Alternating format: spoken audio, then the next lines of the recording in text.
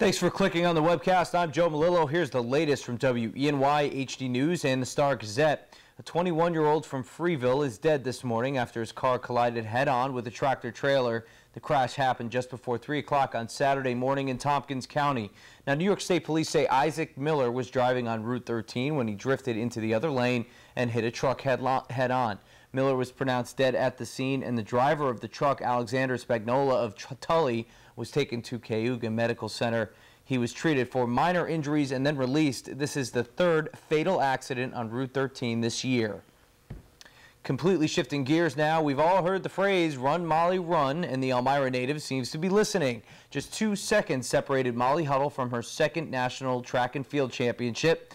Molly came up just short in the women's 5,000-meter race on Sunday. Jennifer Simpson won with 15 minutes and 33 seconds, beating Huddle down the stretch, who led most of the race. Molly finished in 15 minutes and 35 seconds, but despite missing out on first, Huddle's finish earned her a berth in the International Association of Athletics Federation World Championships.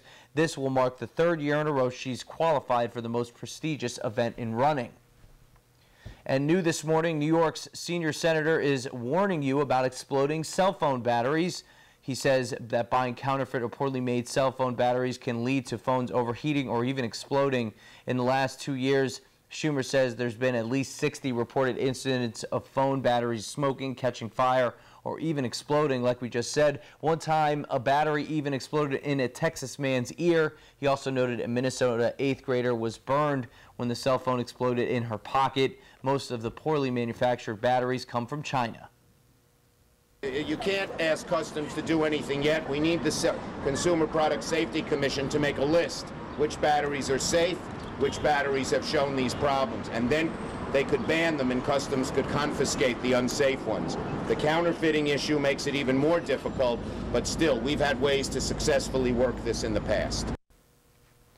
The CPSC says you should stick with manufacturer or carrier recommended batteries. They also say you shouldn't buy aftermarket or off-brand replacement batteries like the cheap options available on the street or from discount stores. All right, now here's meteorologist John Hickey with today's forecast. John. The heat and humidity continue today and will continue for the rest of the week, and with it, we'll be watching for chances of pop-up showers and storms, some of them containing some drenching rainfall, and it's a daily storm chance. We'll be talking about that today right through the end of the week. We start to cool it down for the weekend, which is the good news, but with some of these drenching storms, flash flooding will be a concern. We saw a warning go up for southern Chemung and northern Bradford County yesterday, and it did verify. Milan actually had some flash flooding reported, as well as around the Athens area high school. So with some of these storms, you're going to have to be very careful. Those streams and creeks quickly rise with some of these drenching rains. Going into your evening hours, we'll be tracking some of those storms for you once again. They appear that they will be less organized than what they were yesterday, but with the threat still there, we won't let our guard down. We'll see the storms fade away tonight with the loss of the daytime heating. And then we get into your day tomorrow. We started off with some patchy fog in the morning, and we quickly see those temperatures shoot up again to near 90 degrees tomorrow afternoon. And again, there goes another passing shot at some storms, and that threat will continue in your day on Wednesday as well. Keep in mind, as you look at the 7-day forecast, it's not an all-day rain any of these days, just that chance for storms arriving in the afternoon hours. The good news is, if you're not a fan of the heat, you get out of the proverbial kitchen later this week when high temperatures come in closer to 80. That's your forecast. Here's Joe. All right, thanks very much, John. For the latest news, weather, and sports, be sure to watch WENY-HD News at 5:36 and 11. Don't forget to pick up a copy of today's Star-Gazette.